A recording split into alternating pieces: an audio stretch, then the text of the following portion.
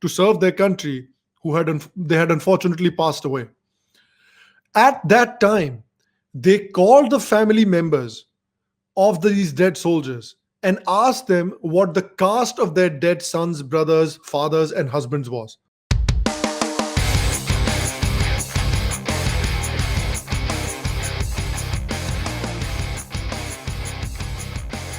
The other thing that happened on 14th of February last year in 2019 was the Pulwama attack, where a terrorist had attacked a CRPF procession, and 40 CRPF Jawans had lost their lives. So I would like to just take a second to remember them. And I would also like to think that, their sacrifice, the sacrifice that they did for their country, had a role to play in the abrogation of Article 370, had a role to play in the reintegration, hopefully, of Jammu and Kashmir, and the reintegration of entire Jammu and Kashmir, not just the part that's administered by India at the moment, of the entire Jammu and Kashmir. I hope that their sacrifice will be honored by the full integration of the state of Jammu and Kashmir into India. And I want to obviously take this time and thank those brave people for their sacrifice and remember them. But at the same time that we are remembering these brave people for the sacrifices that they have made for this country, there are also some people that want to profit from it. There are also some people that have so much hate, so much disregard for India, so much hate for India, so much hate for Hindus, so much hate for India's native culture, native heritage, native civilization, that they just can't help themselves. So Caravan magazine, we talked about Caravan magazine in the previous section as well, that they were the ones that were spreading a lot of this fake news that the police had shot the protester that had got crushed under his own tractor. Caravan replugged. So this was the article that they had shared right after the Pulwama attack had happened. And they very recently shared this article again on the anniversary of that Pulwama attack, that the CRPF Jawans who were killed in the Pulwama attack were predominantly lower caste. Only 5 out of 40 Jawans, or 12.5%, came from the Hindu upper caste families, Ajaz Ashraf reports. I'm just going to leave that there for a second so people can really install this in their brains properly about what Caravan is trying to do here, right? And what's amazing about this article is when you read this article, you get an idea of the kind of things that they did, right? If you read the article, you'll find out how they found out the caste of the dead soldiers. So remember, this was right after the attack had happened. The families had just been notified. All the families had gotten the worst news of their lives, that unke jo family members hain, they are no more. Their sons, their brothers, their fathers, their husbands, who had left their homes to serve their country, they had unfortunately passed away. At that time, they called the family members of these dead soldiers and asked them what the caste of their dead sons, brothers, fathers, and husbands was. Imagine you're a grieving family member and some elite journalist, right when you've gotten the worst news of your life, some elite journalist from Lutyens Delhi calls you and they're like, "Aapke bete ka caste kya hai? Jara ye bataiye, upper caste tha ya lower caste tha? Dalit tha, reservation mili thi usko." Like, just imagine being the journalist and imagine being a human being that makes that phone call so quickly right after this incident to the family members of these soldiers. Imagine being the editor that approves the publication of such an article. And finally, imagine being the media cabal and the intelligentsia that shared this article, that applauded this, that said, yes, very good, dekhiye. A lot of the people who have died are Dalits. देखिए देखिए दिखा दिया ना हमने, we have showed the Hindu society ये वो. Just think about it for a second, how heartless and how much of an asshole you have to do that. But thankfully, a lot of people also did not take the bait. I think Navdeep Singh had a very good response to this as well. He said, "This is absolutely ridiculous. You think uniformed personnel are posted in disturbed areas based on their caste? I would understand a stance questioning any government in power on various security issues, which is very much required. But this is plain self invented gobbledygook." And that's exactly what it is. It is completely and utterly self invented gobbledygook. And this is not the first time that they have done this. ये इन्होंने पहले भी बहुत बार किया है. Remember the article about the farm protest, right? The tractor protest. That's what they had done. Another thing that they had done is just check out their cover of this magazine. How upper caste invented a Hindu majority.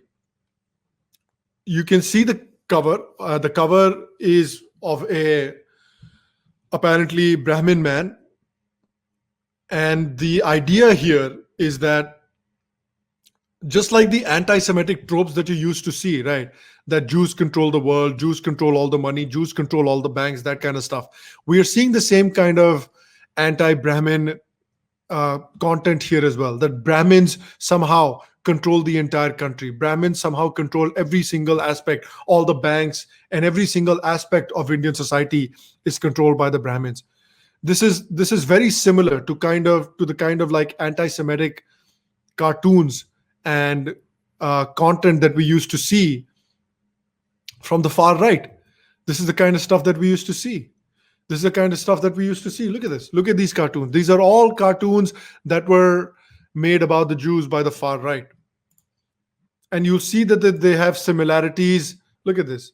You'll see that they very clearly have similarities with the kind of cover that the Caravan drew. Very, very clear similarities, right? But when these kinds of cartoons are made about the Jews, these are obviously called anti-Semitic. So these should be also called anti-Hindu, because that's very clearly what they are. They had also written a very interesting article about Tulsi Gabbard back in the day. You might remember this came out last year, and some influential politician in America had also shared this article. It was called "All in the Family: The American Sung's Affair with Tulsi Gabbard." And the basic premise of their argument was that the reason Tulsi Gabbard is a fascist is because some people who have Hindu sounding names have donated to her campaign. And Hindu sounding names in America have also donated to the Sangh, the RSS, which means Tulsi Gabbard is a RSS puppet. That was the extent of their argument. And eventually the guy who had shared the article also had to apologize for what he had written. They think they're doing amazing research, but they're not really. Even the points that they're making in the article are completely wrong and completely flimsy, and it completely exposes them rather than any people within the Hindu community. So I want to talk about those things with you really quickly as well. If you look at this article, one of the points that this article makes initially is that statistically, when we look at the people who had been martyred in Pulwama, if we look at their castes, there are very few Brahmins in the people who had died, which means that Brahmins are selfish and Brahmins are not patriotic. Brahmins don't really care about India. They just want lower caste to go and die for their country, and they just want to control the country. That's all they want to. That was the argument that was being made. Well, according to that, if we go by that same logic, then Mr. Ajaz Ashraf, who had done this research, in his research, he had found that among the dead, there was only one Muslim. Even fewer Muslims died than Hindu Brahmins, which means that according to his research, right? According to his research, Muslims are the least patriotic people in the country. Oopsie. Now, again, that's not what I'm saying. I'm not making that point at all right? Ajaz Ashraf is trying to make that point, that judging by the number of people dead, we determine who is patriotic and who isn't. So by that logic, Muslims should be the least patriotic people in the country. And that is why this kind of data doesn't convey the reality, because obviously there are millions and millions of extremely patriotic Muslims in the country, right? I'm currently reading a book that was written by one of such patriotic Muslims called Hamid Dalwai. And I would really recommend that everybody read Hamid Dalwai's books. Go search Hamid Dalwai on Google, read his books. They're absolutely fantastic. But there is a reason that you create research like this. There is a reason that you create narratives like this. And the reason that the Caravan is creating narratives like this and other people support the Caravan when it creates narratives like this is because they feel threatened, right? Now you might be asking, Are bhaiya, threatened by what? What exactly are they threatened with? Why are they creating such narratives? What do they feel threatened with? Well, I'll tell you exactly what they're threatened with. And I'll read it out from the article right here. So in the article, in the last paragraph, they shared a quote. They shared a quote from this professor. His name is Paramjit Singh Judge.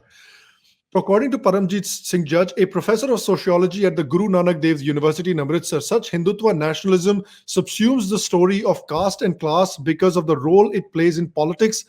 Nationalism has a functional role to play in electoral politics. For instance, the Bharatiya Janata Party knows that Dalits are not inclined to it.